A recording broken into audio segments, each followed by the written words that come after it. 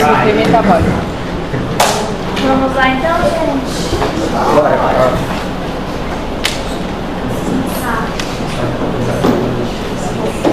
Então a gente vai começar a entrar no caso 2 hoje. Caso 1, a gente falou sobre os cuidados, a gente falou um pouquinho sobre reanimação neonatal, né, com a doutora Joana, que também vai ter um pouquinho início de reanimação neonatal, né, aqueles primeiros passos. E a gente vai começar a falar sobre sepse neonatal, nesse caso, vai abordar junto também nesse caso TORCHs, tá? Vocês sabem o que são TORCHs? Sífilis, Rubéola, hepatite,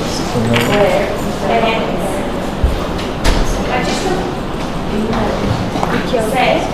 São as infecções congênitas, né? São as TORCHs, que é assunto da próxima aula. Hoje a gente vai falar sobre sepse neonatal e distúrbios metabólicos, tá? Então vamos lá.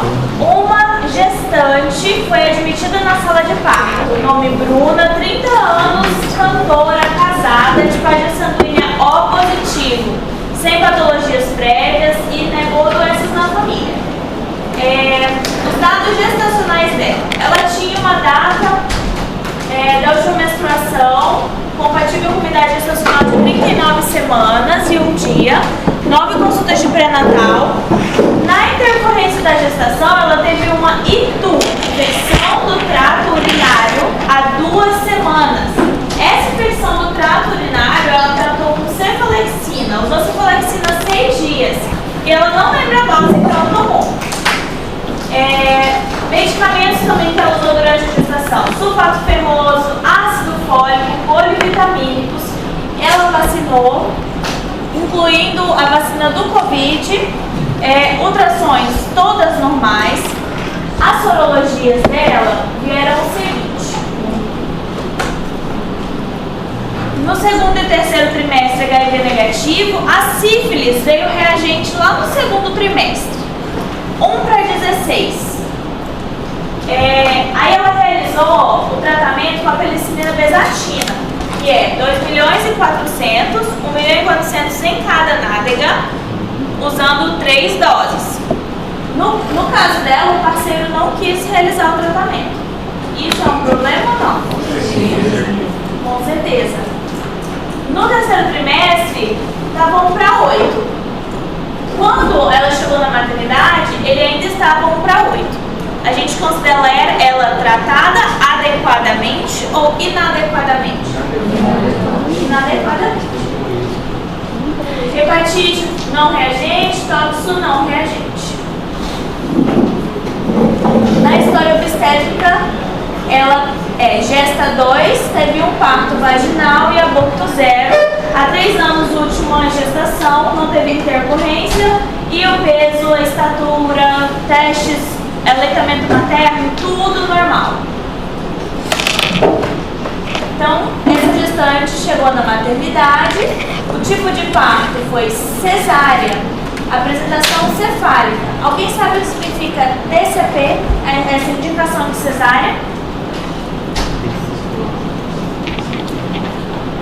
Significa desproporção cefalopélvica, tá? Eles indicam quando essa mãe tem trabalho de parto prolongado e ele não consegue evoluir na descida. Então eles acham que a cabecinha é grande demais para essa pelve da mãe. Então eles colocam esse diagnóstico como indicação dessa cesárea como desproporção cefalopélvica. Então esse bebê nasceu às 10h15 da manhã. A bolsa foi no ato e o líquido era claro. Foi feito ligamento do cordão umbilical precocemente. O ABGA desse paciente foi 9,10. Se o ABGA desse paciente foi 9,10, foi tão bom assim, por que será que eles fizeram ligação precoce do cordão? Precisava dessa ligação precoce? Não. Não, isso não contraindica, tá, gente? A gente só faz precoce quando é HIV, certo? ou se o paciente não tem um Apgar bom, se esse paciente está em sofrimento, certo? Tem sinais de hipóxia, não tem um Apgar bom, não está chorando, não está respirando, então não indica, certo? Ligação, nesse caso, poderia muito bem ter sido oportuna. Quantos minutos? 1 a 3 minutos. Então não precisou ser aspirado nem reanimado. Ó, só que ele não chorou ao nascer. Não chorou ao nascer. Então foi por isso que fizeram a ligação precoce, certo? O paciente não chorou ao nascer.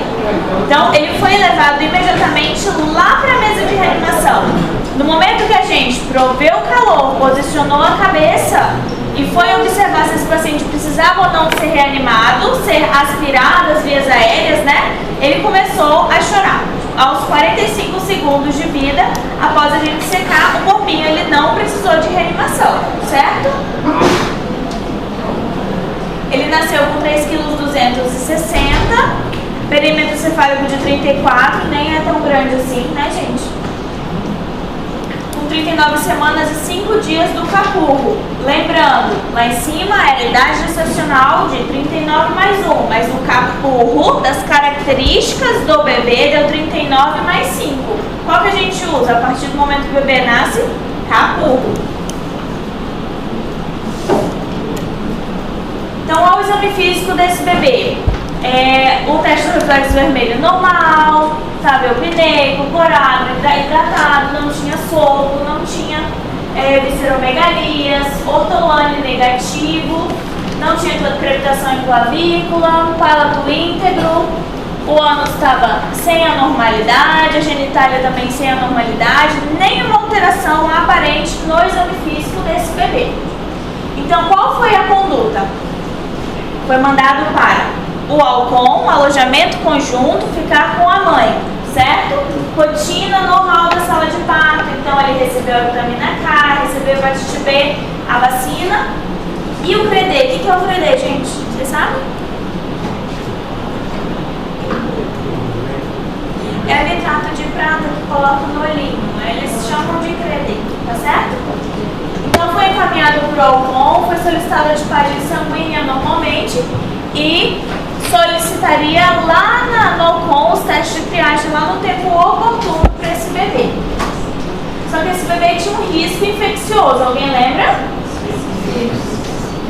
Não, sífilis era uma das causas. Risco infeccioso de infecção urinária da mãe.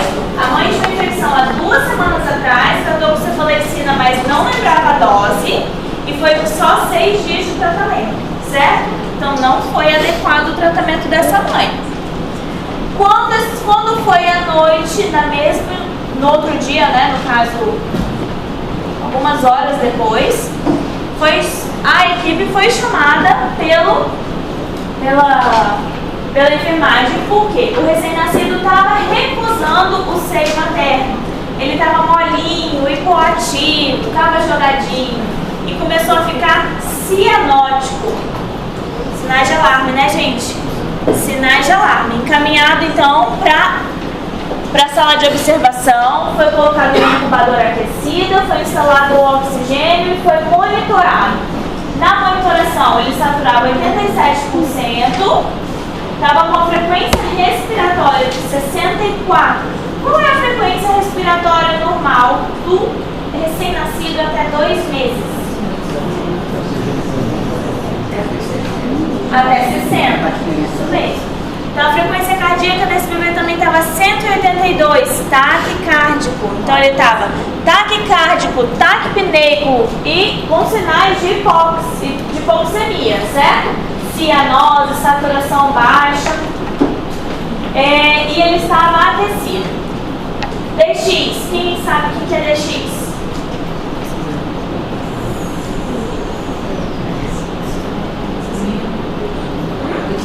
Glicemia ou destro, tá? Tem 2 nomes, a gente pode usar como destro ou como glicemia capilar.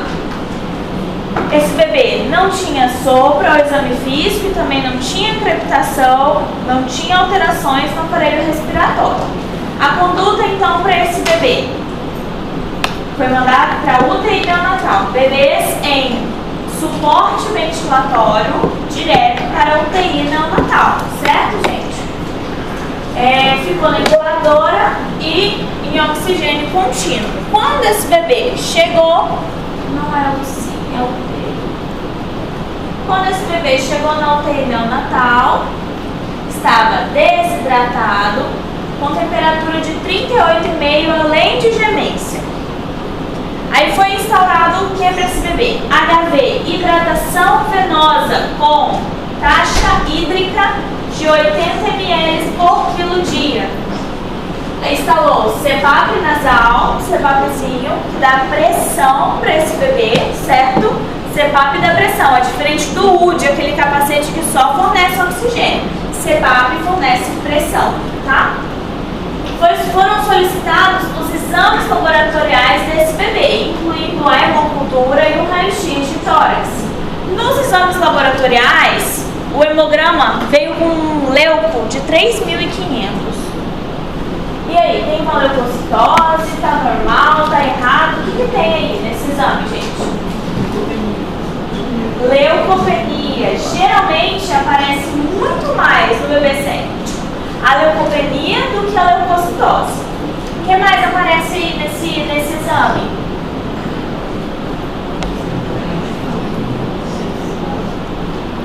Um aumento dos neutrófilos imaturos. Olha lá, bastões, 6%. E as plaquetas, tá normal? Tá baixa, plaqueta baixa. Outros, já tá no terceiro sinal no laboratorial de sepse. E esse PCR? Tá aumentado. Aqui a gente usa, varia de laboratório para laboratório, essa questão da quantificar o valor do PCR, o valor de referência. O nosso daqui de Porto Velho, o valor é 5 ou 6, tá? Mas 15 está bem aumentado. Foi iniciado antibiótico terapia empírica, não é profilática.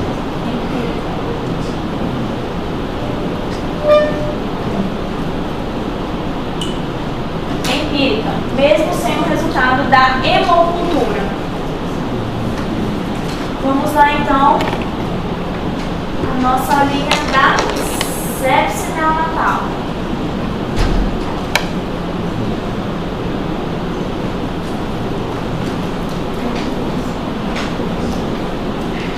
E aí, gente? Alguém define sepse pra mim? Uma condição do sistema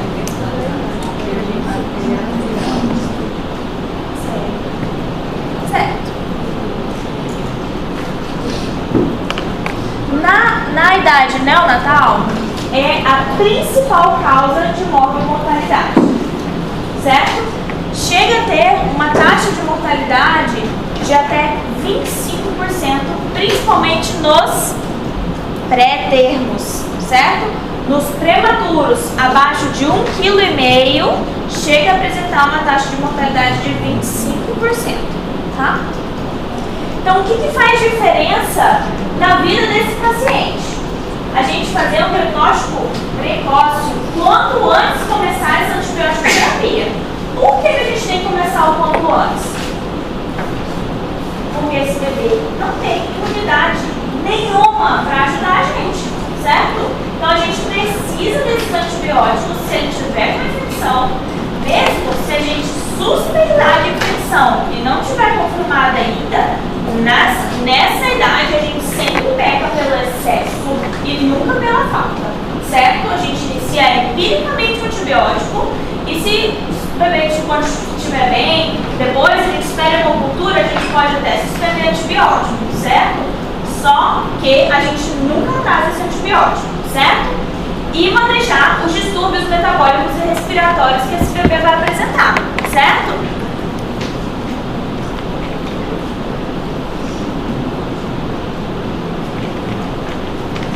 Esse bebê, ele pode nos dar sinais muito inespecíficos, certo? Nem sempre vai ser esse bebê clássico, que a mãe estava com infecção urinária, a gente sabe que ela estava e esse bebê depois começa, né, com sinais e sintomas de cianose.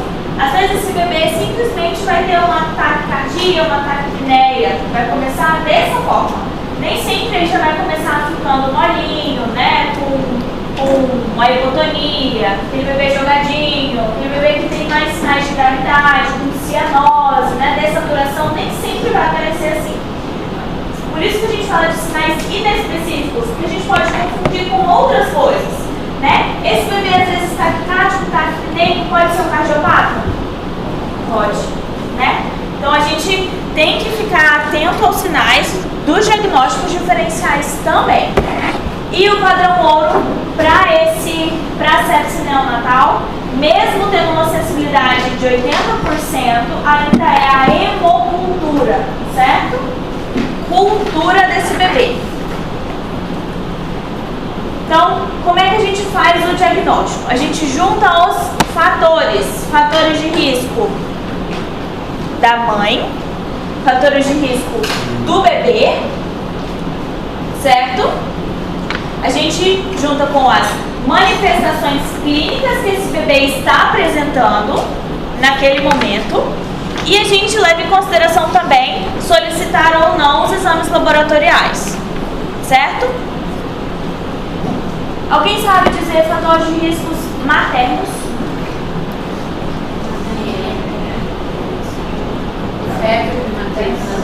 Febre materna. Mais de 18 horas de bolsa rota tem que ser iniciado antibiótico para a mãe, certo? Gente, a gente vê muito no hospital de base, vocês vão ver a gente fica chocado, a mãe com uma semana de bolsa rota, às vezes até mais. Tentando segurar o bebezinho muito prematuro para ter alguma chance, né, de viver. Eles acabam segurando esse bebê com a bolsa rota. E é necessário iniciar o antibiótico para essa mãe após 18 horas de bolsa rota, certo? O que mais? Do grupo B. Do grupo B. Ou esterto adalate. Isso. O que mais? Infecções do trato urinário. Isso, infecção do trato urinário. Não tratada adequadamente, né? Se essa mãe tiver um paramiolite, uma leucorreia, febre peripático já foi falada. Então, riscos maternos. Alguma dúvida? Paramiolite. Eu já falei isso aula passada. O que é o paramiolite? Placentária. É do líquido, certo? Às vezes ele líquido sai igual um pus, gente. Sai já espesso, horrível, já fétido, purulento mesmo, tá? Então, presença de paramiolite já aumenta em 10 a 15% do BBT, no prematuro aumenta até 50% do risco da chance de sepse. E os fatores de risco dos bebês neonatais? Principalmente a prematuridade. O que mais? Baixo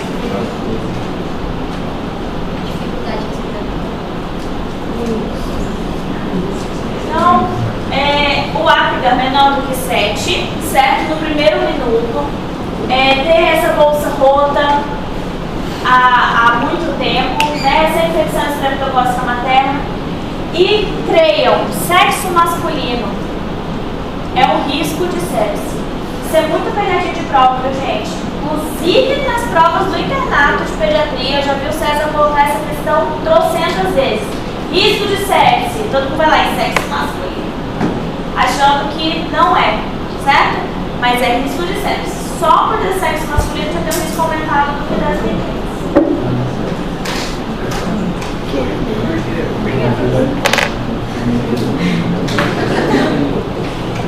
Eles não têm uma causa certa, mas parece que em relação aos receptores de interleucinão, certo? Os meninos têm menos questão de receptores de interleucinão do que as meninas.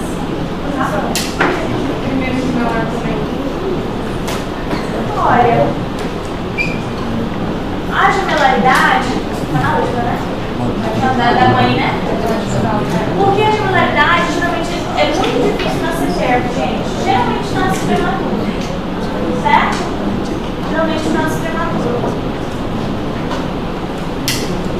E muitos baixo peso, tá? Tem menos sexo masculino, tem menos receptores de oxitocina? Então vamos lá. Então como é que a gente vai fazer esse diagnóstico? A gente tem fatores de riscos maiores e menores, certo? A gente vai interpretar da seguinte forma: um fator de risco maior com 2 menores, a gente já presume que tem sepse, certo? Então tem um fator de risco maior e tem 2 fatores de risco menores, a gente já coloca como sepse presumível. Geralmente a gente já inicia antibiótico empiricamente, certo? Então, sepse presumível. Preciso passar cada um. Depois eu passo o slide para vocês, tá? Isso aí a gente já falou. Então, os sinais clínicos de sepse neonatal. Deixa eu voltar. Quais são os sinais clínicos da sepse neonatal? O que o bebê pode apresentar como sinal que ele pode estar com uma infecção? Gente, a febre, vamos lá. A febre do recém-nascido é muito incomum, certo? Pode apresentar? Pode. Mas o mais comum é essa criança estar com hipotermia, certo? A hipotermia é mais comum do que a hipertermia, porque esse bebê não tem ainda, não vai gerando calor tão facilmente, certo? Então ele perde calor muito rápido, ele não tem depósito ainda para ele conseguir manter a temperatura. Então um dos primeiros sinais é a hipotermia, certo? A hipertermia pode acontecer? Até pode, mas mais por desidratação do que pela própria sepse, certo? O que mais? Taquicardia? Taquicardia. Dificuldade respiratória. Quais são os sinais de dificuldade respiratória que a gente vê no bebê? Batimento de asa nasal? Sim. Quais mais? Desconforto respiratório, certo? Tiragem subcostal, tiragem external, tiragem intercostal, ação de fúrcula? Sim. Batimento de asa nasal? Sim. O que mais? Cianose. Recusa alimentar. A recusa do peito, importantíssimo, tá, gente? O bebê é ávido para mamar. Os bebês, eles têm reflexo de sucção. O bebê que tá com baixo reflexo de sucção, que não tá procurando o peito, tá negando o seio materno, não quer mamar, sinal de alarme, certo? O que mais? Sangramento. Aí, mas aí já é uma fase bem mais elevada da sepse, certo? Pode apresentar? Pode. A gente pensa na CIBD, né?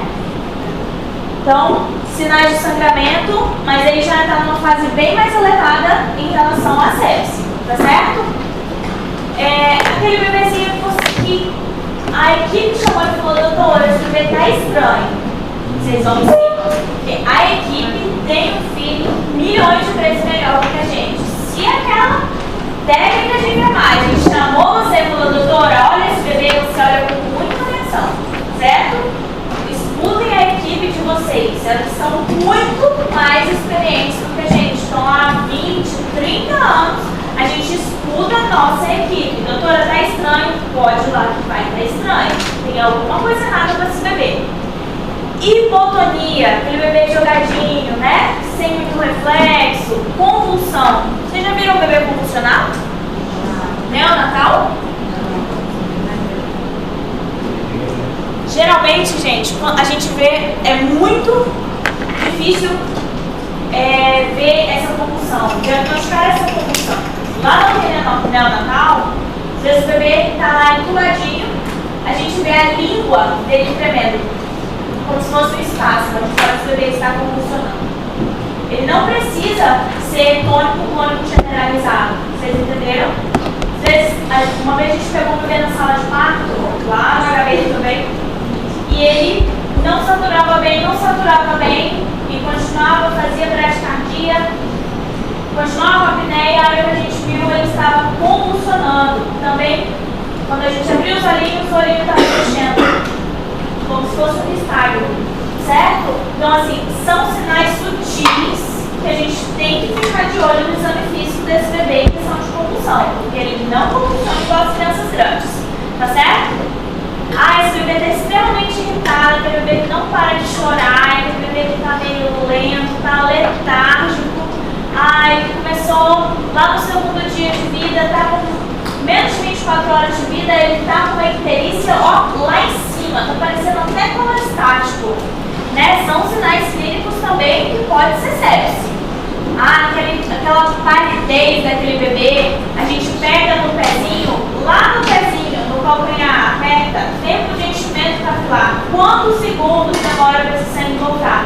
Posso fazer só no pé? Não, no bebê eu posso fazer até no tórax, o tempo de enchimento capilar, tá certo? Apneia, bradispneia, gemência, distensão abdominal. O que a gente tem que ficar de olho em relação a sintomas gastrointestinais no bebê recém-nascido? O que pode estar apresentando? Qual é o diagnóstico diferencial? Barriga distendida, vômito. A gente passa a sondinha, chega, sai aquele resíduo em borra de café. Enterocolite necrosante, certo?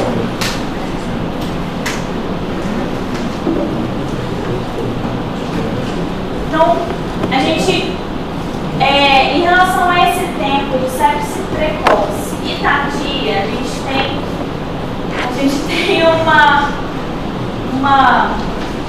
literaturas completamente diferentes, tá, gente? Tem literatura que fala 48 horas, tem literatura que fala 3 dias, tem literatura que fala uma semana entre sepse precoce e tardia. A gente resolveu que a gente vai cobrar 72 horas, certo?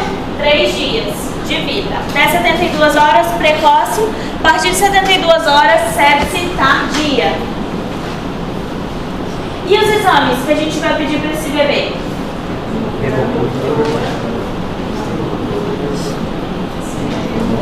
Esse bebê está lá no Alcon, está com a mãe. Não, aparentemente não tem sinais clínicos, aparentemente ele está bem. A gente está lá depois de 24 horas avaliando esse bebê e ele ainda não apresentou nenhum sinal clínico. Quais os exames que eu vou pedir? Então vamos começar. Hemograma, certo? Para a gente avaliar se esse bebê pode ter alguma alteração no hemograma. A gente pede PCR. Geralmente a gente começa com esses dois, certo? Hemograma e PCR. Se o bebê está bem, não tem sinais clínicos, mas ele tem fator de risco, a gente vai pedir o hemograma e o PCR dele. O hemograma e o PCR dele deu alteração. Aí a gente vai e pede os outros exames. A gente vai pedir as culturas, certo? A gente vai pedir o líquor. A urocultura do bebê recém-nascido, só se ele tiver histórico de má formação de trato urinário, tá? Porque geralmente não dá. Na sepse precoce, não. Sepse já nosocomial, bebê lá internado, não tem neonatal, se ele tiver com algum sinal clínico de sepse depois de dias, a gente sim faz urocultura, mas essa sepse precoce a gente não faz urocultura, tá?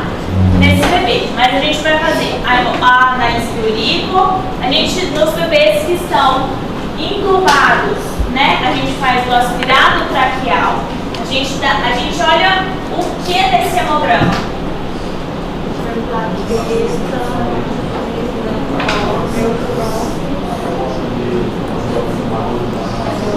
Isso, exatamente. A relação dos neutrófilos imaturos para os neutrófilos totais.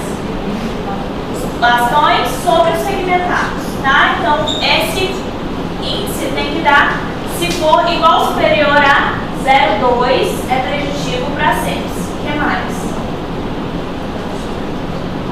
Essa citocina, gente, tem interleucina, fator de necrose tumoral, a gente acaba que não tem esses exames aqui. Quem sabe no grande centro, se vocês forem fazer residência, né? Às vezes vocês vão ver isso, mas aqui a gente não tem esses exames, tá? Infelizmente, mas tem na literatura que a gente pode fazer. A gente usa muito aqui a procalcitonina para nos auxiliar junto ao PCR. A procalcitonina aumenta muito e infecções bacterianas ela aumenta, tá certo? Então, a neutropenia é mais preditora, mais fidedigna de sepse do que a neutrofilia,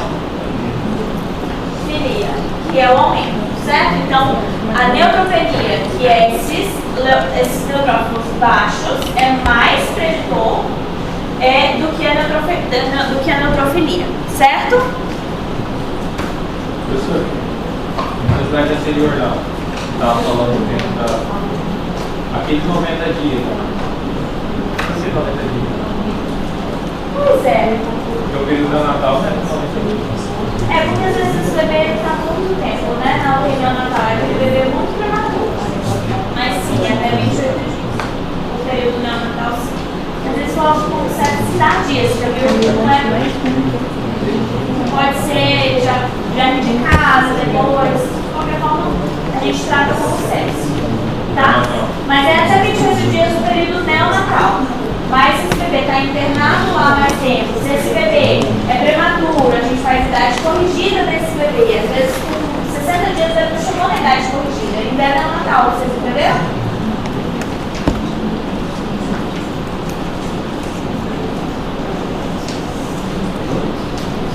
Certo. Esse aqui é o score de Rodwell. É aquilo que a gente usa no nosso dia a dia para a gente fazer os diagnósticos de sepse, certo? O bebê está lá no com, tem fator de risco, mas está clinicamente bem. Vamos fazer o Rodwell desse bebê. O Rodwell, cada um desses itens pontua 1. Leucocitose ou leucopenia. Lembrando que a leucocitose, por exemplo, ela é avaliada conforme as horas de vida do bebê. Com 24 horas, essa leucocitose geralmente está acima de 25.000, certo? A gente fala de leucocitose. A partir de... ao nascimento 25. 30.000 entre 12 e 24 horas. E 21.000 acima de 48 horas de vida. Então, tem horas de vida para a gente ver em relação a essa leucocitose. Isso varia muito nessas primeiras horas de vida, tá? Então, a leucocitose ou a leucopenia, nesse exame, pontua 1. Neutrofilia ou neutropenia, os segmentados, né? Estão aumentados ou estão muito baixos? Pontua 2. Bastões, neutrófilos imaturos, pontua 3. Se a gente faz um índice entre um e outro, também deu positivo, pontua 4. Geralmente essas alterações degenerativas, localização e granulação tóxica está descrito embaixo no hemograma. É o bioquímico que solta isso, tá, gente? Está descrito lá no hemograma. Se vier, pontua. E a paquetopenia, pontua. Acima de 3 pontos, a gente inicia antibiótico para esse bebê. Certo? Pontuou acima de 3, antibiótico. Se ele pontuou 0, 1 ou 2, a gente pode repetir o exame com 24 horas ou a gente pode já liberar esse bebê, tá certo?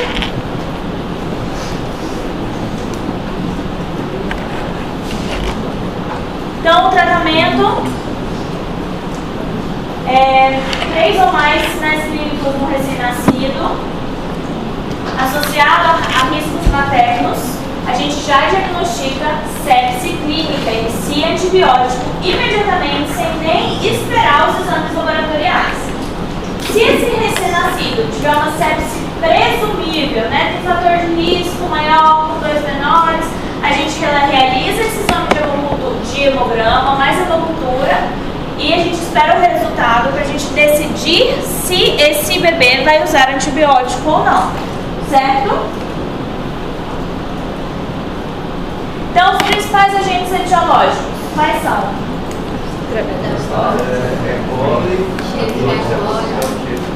Isso, exatamente. Então, o estreptococo do grupo B, ou H-lacti, a E. coli, aureus, epidermides, listérias e alguns gram-negativos pode ser da sepse neonatal precoce, certo, gente? Os principais, E. coli, o estreptococo do grupo B e a listéria são os principais. Da sepse tardia ou sepse já hospitalar, germes hospitalares, aí entra Staphylococcus epidermidis, entra Staphylo aureus, tia Klebsiella. Gente, a gente brinca porque a Klebsiella é um germe muito traiçoeiro. Quando a gente vê o bebê já afundou e a gente não deu tempo de fazer nada, certo? Ele é muito traiçoeiro. Pseudomonas, Enterobacter, Acinetobacter e Cândida. Lembrando das infecções fúngicas também do bebê, tá certo, gente? E se for a sepse que começou em casa, já é domiciliar, o bebê saiu bem da maternidade, estava tudo certinho, começou com sinais e sintomas lá depois do 5º dia de vida, provavelmente germes domiciliares. Também pode ser estreptococo do grupo B? Pode, tem na literatura, mas é mais improvável, tá, gente? O estreptococo do grupo B, ele é muito agressivo. Eu nunca vi um bebê com estreptococo do grupo B que não começou sintomas ainda na maternidade, certo? Às vezes, horas, no máximo, depois que ele nasceu, tá? Gram-negativo, herpes e outros vírus, né? Inclusive Covid. Gente, a gente pega muito bebê no pronto-socorro recém-nascido que a mãe levou pro shopping, que a mãe levou para um aniversário de família, recém-nascido. Aí volta o bebê, faz uma bronquiolite feia, vai voltar aí, entuba. Por isso nossas recomendações sempre na alta, sem aglomeração. Até quando a gente fala para a mãe não levar esse bebê para aglomerar? Até quanto tempo de vez? As primeiras doses de cada vacina aos 3 meses, 15 dias após a vacina dos 3 meses. Quais são as vacinas de 3 meses, gente? 3 meses. BCG faz ainda na maternidade, faz os primeiros 7 dias de vida. BCG e hepatite B, sai da maternidade vacinado. A gente vai ter aula de vacina, mas há 3 meses é a da meningite, certo? Do público, meningite C. Do privado, meningite A, CW, Y e B. Então, vamos lá ao tratamento. Qual é o tratamento, gente? Qual é o antibiótico de escolha? Ampicilina com gentamicina, certo? Penicilina cristalina. Pode ser usado no lugar da ampicilina, certo? No lugar da ampicilina pode ser usado penicilina cristalina ou ampicilina, e sempre associado ao aminoglicosídeo, gentamicina, ou a gente pode usar até a amicacina, tá certo? Então, a gente baseia nossa seleção de antibióticos baseado nessa história, né? Essa mãe é colonizada para estrepto B, a gente já sabe disso. Em vez da ampicilina, a gente vai usar a penicilina cristalina, certo? A gente já sabe. 5 milhões, né? É a dose, né? A cristalina é aquela de 5 milhões. A gente usa de 5 milhões, isso é a posologia dela, né?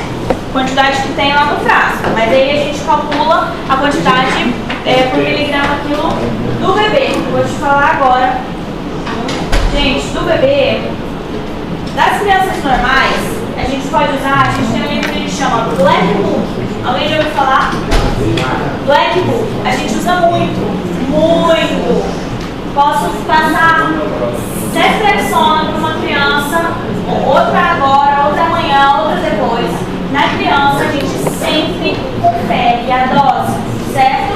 Então, mesmo que seja passado 200 vezes, eu sei que é 100 miligramas pelo dia, eu sempre confiro as doses, certo? Vou trocar por meropenem, não sei de cabeça, ou sei de cabeça, mas eu vou lá e confiro a dose. Por quê? Porque a criança tem dose vezes o peso. Aí depois eu tenho diluição, rediluição dessa medicação. Eu tenho tempo para ela passar. Por exemplo, no Meropenem a gente passa essa medicação em 3 horas. A ceftriaxona a gente passa em 30 minutos. A amoxicilina com clavulanic endovenoso a gente faz em 40 minutos. Isso tudo está escrito no Black Book, certo?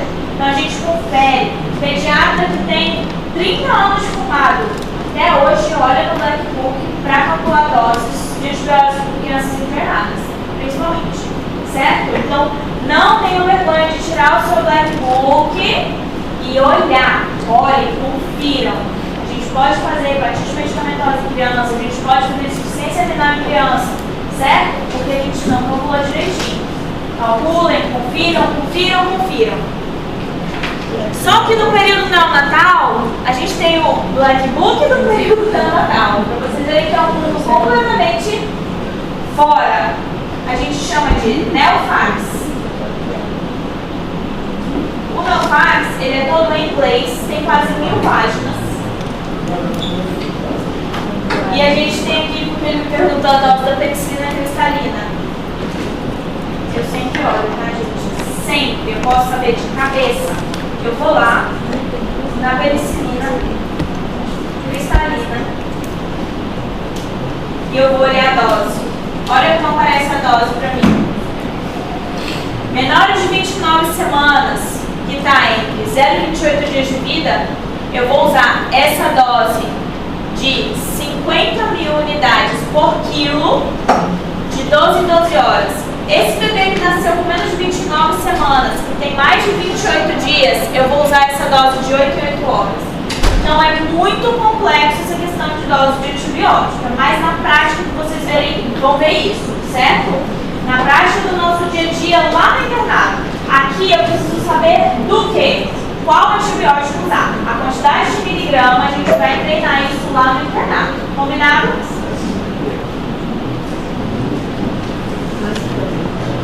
A senhora que atende no internato?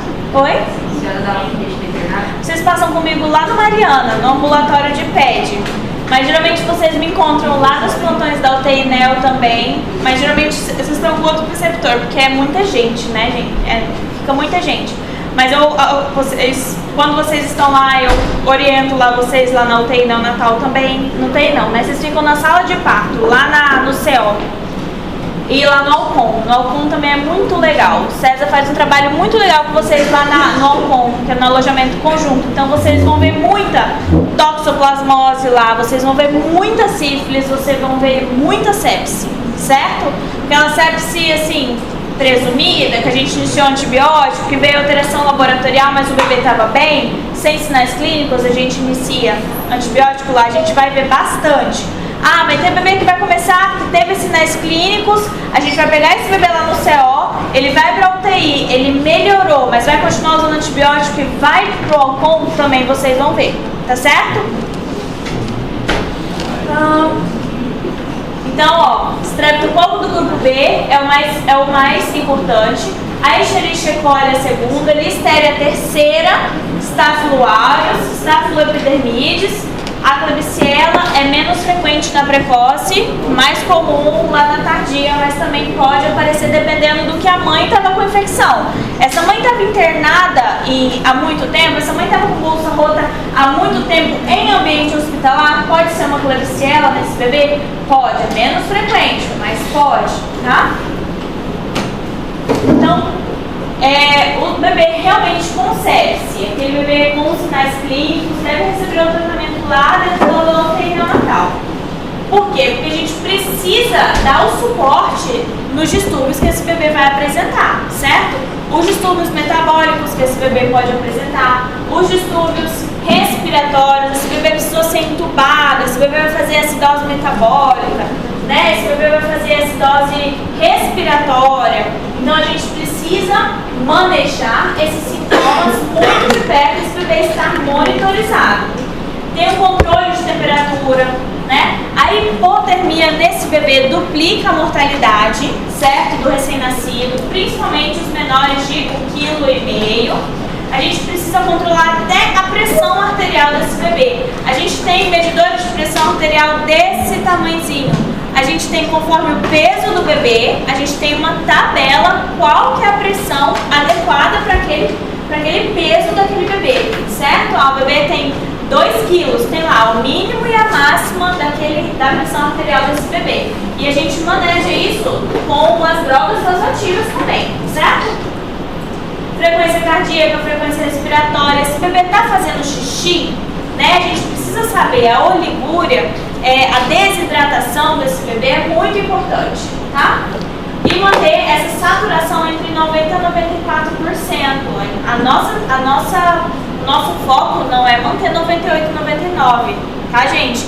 Bebês em ventilação mecânica, o nosso alvo é manter saturação até 94%. Não precisa mais do que isso, tá? Por quê? Porque o oxigênio em excesso também é deletério, tá bom? Controle da glicemia, infusão das soluções hidroeletrolíticas, suporte nutricional. Como é que a gente faz o suporte nutricional desse bebê que está com resíduo, borra de café? O que a gente usa? Não entendi. Não, ó, esse bebê tá com distensão, a gente passou uma sondinha nesse bebê e tá voltando resíduo gástrico. Esse bebê tá com borra de café, resíduo em borra de café. A gente usa o que a gente chama de NPT, certo? Nutrição parenteral. A gente dá todos os nutrientes para esse bebê via parenteral, certo? Nos casos sepse grave. Mas a senhora não colocou de volta? Oi? Ah tá, volta antes de fazer quando você faz com o peito de cada a nutrição dele, aí ele tá voltando, aí depois disso você coloca a nutrição parenteral, certo? Ó, o bebê ele tem que estar bem nutrido, concorda? Então, se esse bebê tá com sepse, ele tem sinais de sepse, a gente não consegue colocar ele para mamar, certo? A gente não consegue. E aí a gente passa a sondinha, porque, por exemplo, o bebê prematuro, ele nem vai ter, dependendo da idade gestacional, ele nem vai ter o reflexo de sucção ainda, certo? Ele vai aprender a mamar depois que ele passar lá de 34 semanas de idade corrigida, pelo menos.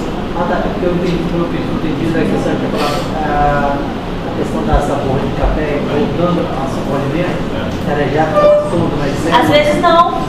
Às vezes mesmo sem estar alimentado, esse bebê já está com infecção e já está fazendo esse resíduo em borra de café, tá? Não necessariamente ele precisa estar sendo alimentado para acontecer isso, tá?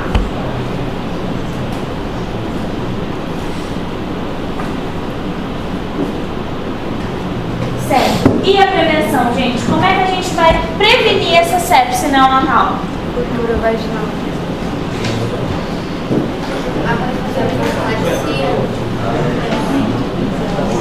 A mãe fazer profilaxia quando ela é positiva para o cérebro B? Certo. Mas como que a gente descobre que ela é positiva? Cultura vaginal. Fazendo o pré-natal adequado, fazendo os tratamentos adequados, cuidando na gestação. Tem infecção urinária, vai tratar adequadamente, né? Então a gente previne fazendo a triagem. A gente precisa de um pré-natal efetivo. Além disso, a antibioterapia profilática intraparto, né? Se for indicada.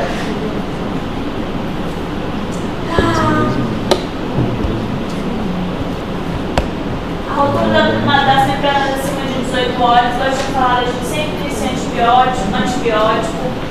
A temperatura materna também, a gente tem que fazer essa prevenção para que esse bebê já não nasça com essa infecção, né? Pelo menos 4 horas ou mais antes do nascimento desse bebê. Se fizer a profilaxia na mãe e o bebê já nascer, não faz diferença. Tem que esperar um tempo, certo? De pelo menos 4 horas. Então, a triagem universal das gestantes para a colonização, principalmente do estreptobocco B, combinada com antibiótico terapia profilática intraparto, constitui uma estratégia muito efetiva para a prevenção da sepse precoce. Certo? Dúvidas, perguntas em relação à sepse?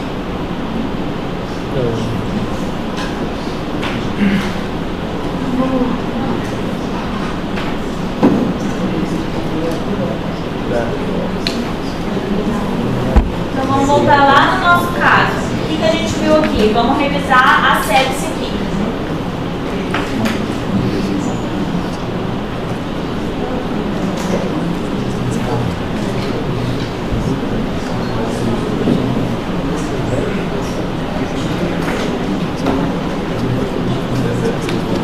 Então, os dados do pré-natal.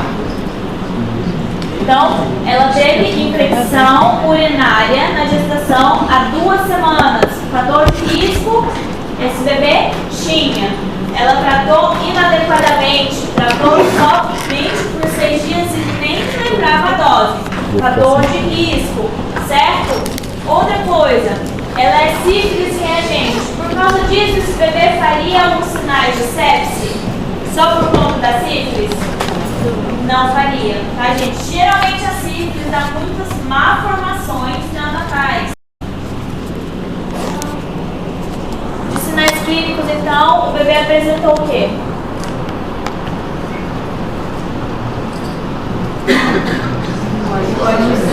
Recusou o seio da mãe. Recusou o seio materno, isso é importantíssimo.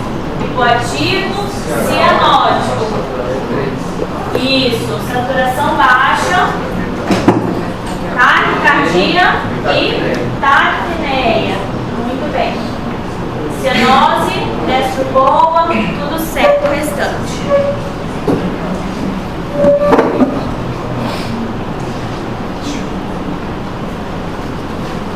Ó, depois apresentou aqui, ó, desidratação, gemência e uma hipertermia. E nos exames, o que a gente viu? Leucopenia, aumento de neutrófilos totais e imaturos, certo? Plaquetopenia e PCR aumentado. O que a gente fez para esse bebê? Hemoglobina?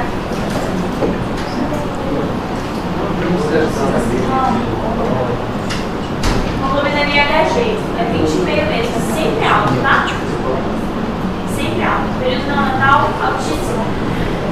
Precisa de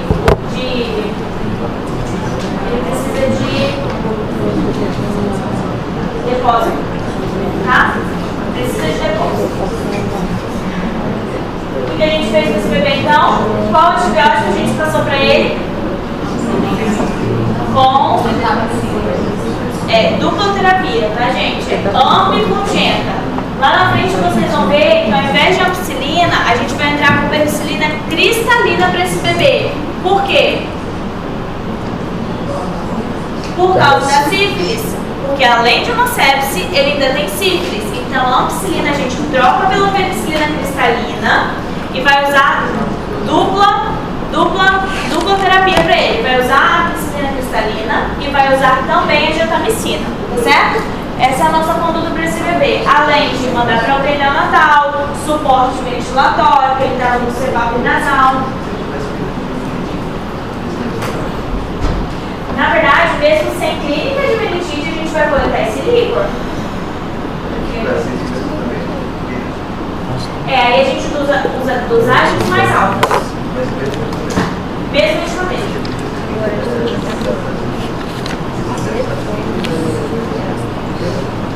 Na verdade, a gente usa doses.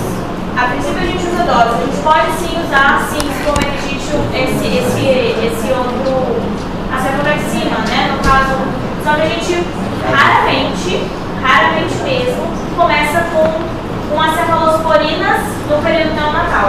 A gente reserva muitas cefalosporinas no período pós-natal. Por quê? Ele aumenta a lama biliar, pode fazer colestase nesse bebê. Isso, exatamente. Fez uma parte? Pode fazer. Então a gente prefere aumentar doses, certo? Fazer dose daquela mesma medicação, só que dose para meningite, então uma dose mais alta, tá? Então esse bebê vai usar penicilina cristalina e gentamicina, certo? E aí, cuidado de UTI neonatal, né? E a gente vai ver agora em relação a distúrbios metabólicos. Peraí, ainda assim também teria que usar a cisteína. Oi? Porque tem princípio, né? Então, é penicilina cristalina. Ao invés da ampicilina, a gente não vai usar a ampicilina e vai usar a penicilina cristalina no lugar da ampicilina, certo?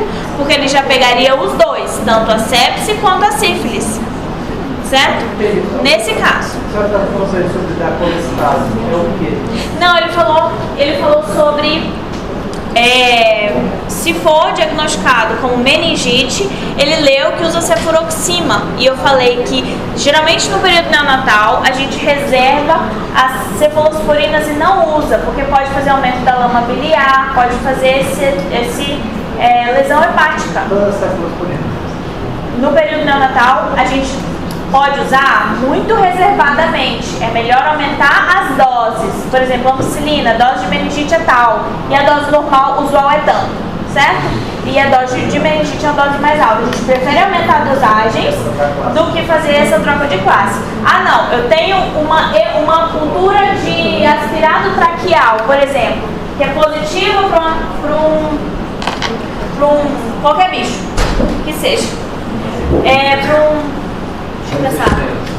E tá resistente. E tá lá sensível só a cefalosporina. Então a gente usa.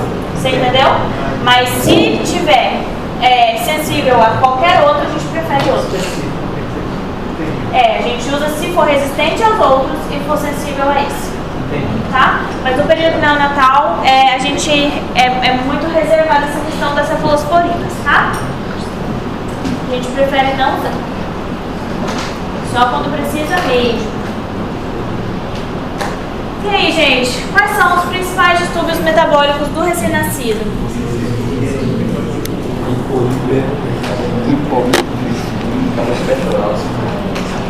Cálcio, magnésio. É isso aí. Ó, o que a gente vai cobrar de vocês e o que vocês vão ver como clínicos é a hipoglicemia, certo? Temos que saber dos outros distúrbios? Temos, mas é muito mais específico, tá certo? Então, o que nós vamos cobrar de vocês como clínicos, o que vai chegar para vocês resolverem como clínicos é a hipoglicemia, tá certo? É o distúrbio metabólico que a gente vai cobrar de vocês.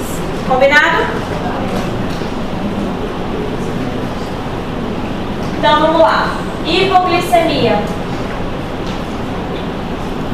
Como é que a gente define qual o valor? Eu sempre esqueço de perguntar antes. Qual é o valor de referência que a gente usa para definir se esse bebê tem hipoglicemia ou está euglicêmico, se ele está com glicemia normal?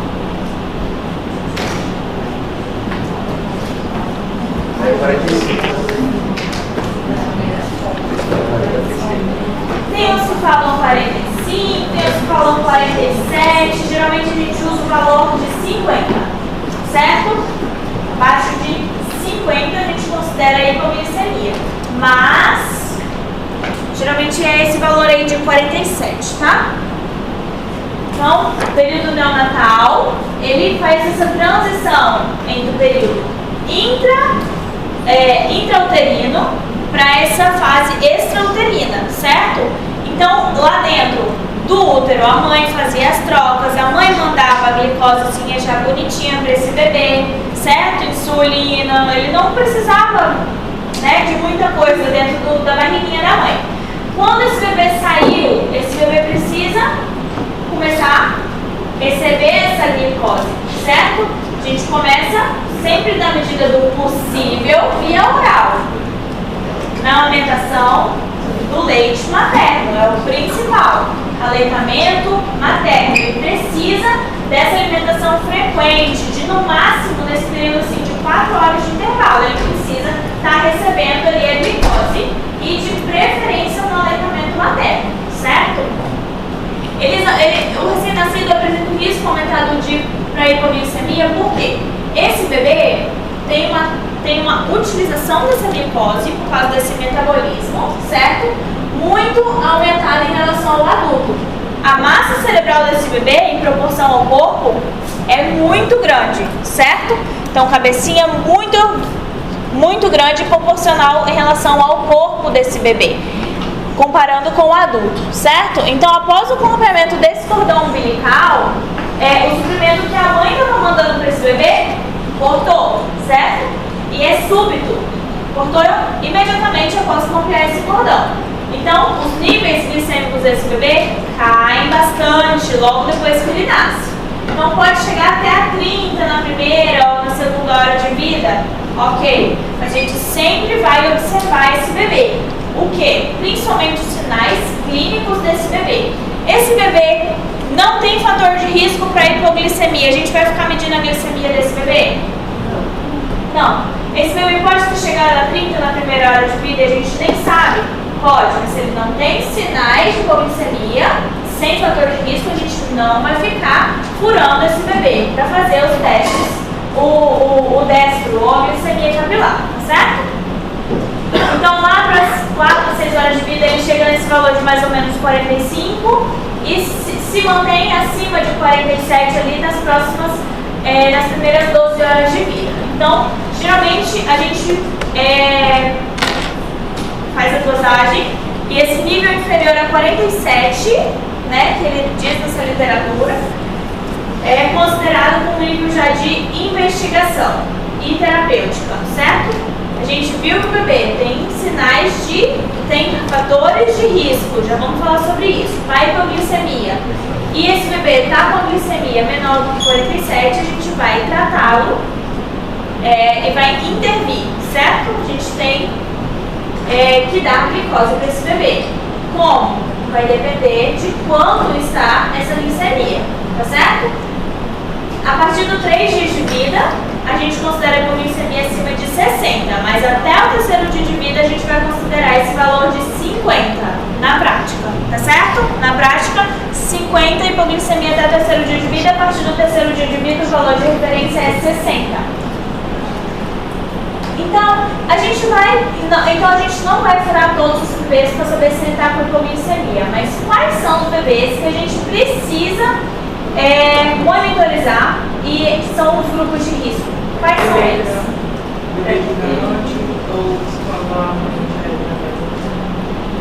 Filhos de mãe diabética é um deles, certo? Por causa da hiperinsulinemia, a gente precisa fazer a triagem desses bebês, filhos de mãe diabética. Os filhos de mãe diabética, eles geralmente são gigs ou macrosômicos. O que é um bebê gig? Grande para idade gestacional. E bebê que geralmente vem acima de 4 quilos, né? E bebê grandão. O que mais? Bebê pequeno, baixo peso. O que mais? Prematuro. O que mais? Bebê pig também, tá, gente? Aquele bebê pequenininho, pequeno para idade gestacional. Ele nasceu com 40 semanas, mas ele tem 2,4 kg. Ele é pequeno para idade gestacional. A gente também tem que fazer essa triagem desse bebê. Como que a gente faz essa triagem? 1 hora de vida, glicemia capilar, certo? Bebê, 1 hora de vida em observação. A gente pega esse bebê e deixa esse bebê em observação. 1 hora de vida, glicemia capilar. Essa glicemia deu boa? Beleza. Dá pra liberar? Vai conseguir mamar? A sucção tá boa, né? Beleza. Ah não, esse bebê já começou com hipoglicemia, esse bebê tá jogadinho, esse bebê tem sinais e sintomas de hipoglicemia. Opa, sinal de alarme. Será que a gente vai ter que mandar para UTI? Será que a gente vai ter que fazer essa reposição de glicose? Dá para fazer oral ou tem que fazer endovenoso, né? Isso a gente tem que ponderar. E na suspeita de infecção também, certo? Por quê? Faz distúrbio metabólico. Sepse neonatal faz distúrbio da glicose também. Doutora, tipo de mãe diabética, certo? Certo? Pode ser diabetes gestacional também? Pode, né? Não, é diabetes gestacional, tá? Independente se for. Pode ser antes para a mãe diabética no geral e de mães de diabetes gestacional, os dois entram. Exatamente. Obrigado.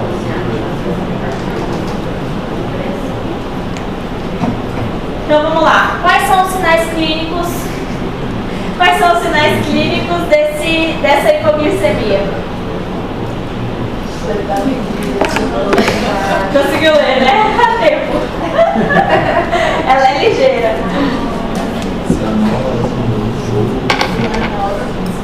Irritabilidade. O que mais?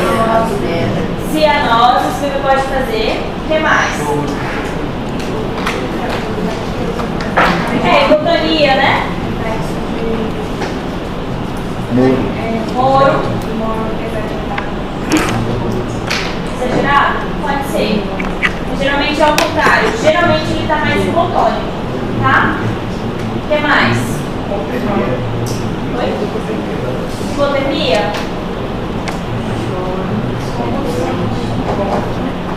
Pode ser. Mas o mais comum, gente, por que a gente está com hipoglicemia? Por que é tão importante a gente pegar esse distúrbio?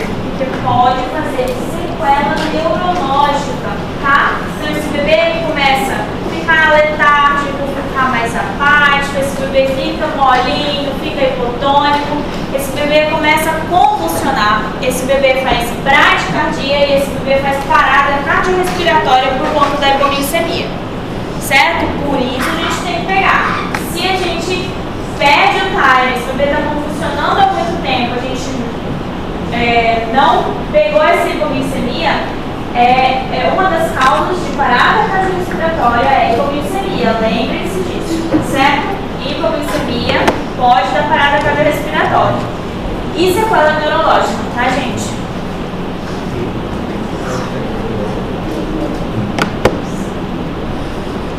O que mais?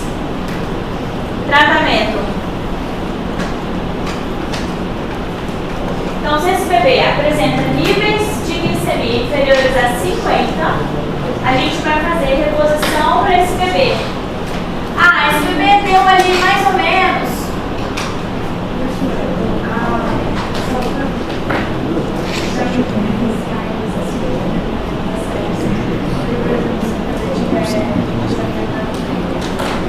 Pois é, aí que entra os sinais. Na verdade, a glicemia é rápida. Se o bebê está assim, a gente já pode, faz uma glicemia agora. Se não é nada a ver com a glicemia, a gente já começa a pensar na infecção. Você entendeu? A gente tem que pensar que tudo é um conjunto, tá? Então, a sepse pode causar uma hipoglicemia? Pode. Então, fez hipoglicemia, eu já tenho que ficar de olho aberto nos sinais de sepse também, tá bom? Então, a gente tem que pensar no conjunto, não é uma coisa isolada. Não é porque ele teve hipoglicemia que ele não vai ter sepse. Não é porque ele tem sepse que ele não vai ter hipoglicemia, tá certo? Então, a gente tem que pensar no conjunto. O bebê não está bem. Opa, faz uma glicemia dele pra mim, né? A glicemia deu boa, vamos investigar outras causas, certo? Ah, não, o bebê não estava bem, tá hipotônico, a gente fez uma glicemia, tá com hipoglicemia, a gente corrigiu esse bebê, melhora? Opa, show de bola, beleza. Então a gente vai avaliar o quê? Esse bebê estava mamando? Esse bebê estava conseguindo pegar o seio materno? Não, a mãe não desceu, quase não tem colostro, tá difícil ali, a gente vai ter que repor essa glicose. A gente pode dar no copinho? Pode, certo? Ah, uma glicemia ali de mais ou menos 40. Se esse bebê ainda está ativo conseguindo sugar, eu posso dar leitinho de oral e esperar ver se ele dá uma melhoradinha? Posso, certo? Ah, não, esse bebê já está jogadinho, já tem sinais, né, de irritabilidade, de hipotonia, de sonolência. A gente vai dar via oral? Não, né? O risco ainda é maior dele fazer broncoaspiração, tá certo? Então a gente vai dar essa glicose a 10%, 2 mg por quilo. É o equivalente a 2 ml por quilo. Então, lembrem, glicose, correção, 2 ml por quilo endovenoso de glicose a 10%, em bolos, tá certo? E manutenção, a gente pode fazer 8 mg por quilo por minuto, mas isso é mais específico, tá? Porque a gente vai cobrar aqui de vocês. 2 ml por quilo, 2 mg por quilo é correção para esse bebê de o tratamento da hipoglicemia. Combinado? Nas crises... Não, deixa eu ver o que mais. Ah tá, e aí a gente faz o controle dessa glicemia, tá certo? Eu fiz a correção. Quanto tempo eu vou esperar para pedir uma nova glicemia? Geralmente 30 minutos, tá? De 30 a 60 minutos. Esse bebê conseguiu corrigir a glicemia? Tá normal agora? Já não tem mais sinais clínicos de hipoglicemia? Beleza. Ah não, esse bebê ainda continua com essa glicemia baixa. Posso repor de novo? Posso. Posso fazer em bolos? Posso. Mas eu já tenho que começar a pensar se ele precisar de uma terceira dose, se a gente não vai precisar fazer essa infusão contínua, tá certo? Como que a gente faz uma infusão contínua? Geralmente a gente pega um sorinho glicosado, tá? A gente pega a glicose a 50% e faz um soro de manutenção para esse bebê. A gente pega, lembra da taxa hídrica lá no caso?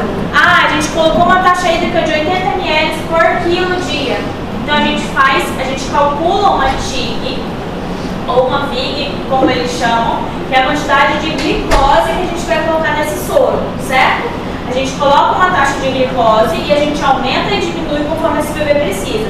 A gente colocou uma TIG de 3, por exemplo, né? Calculando lá. São constantes, tá, gente? São cálculos que é muito específico. Se vocês quiserem lá no internado, eu explico pra vocês. Bem explicadinho, porque é muito complicado.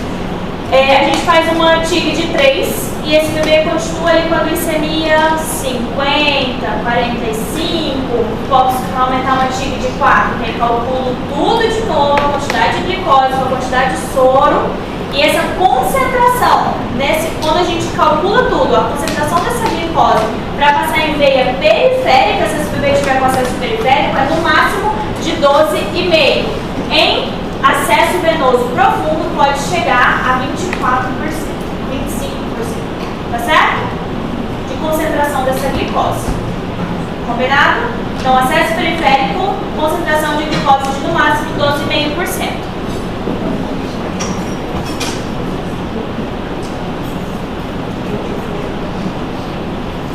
Mais para título, para vocês saberem que existe, mas nessa fase agora, porque é muito específico, a gente não vai cobrar. Existem os distúrbios metabólicos da hiperglicemia, hipocalcemia e hipomagnesemia são os principais. Fechou? Deu por hoje? Deu. Então, acabamos. Bota.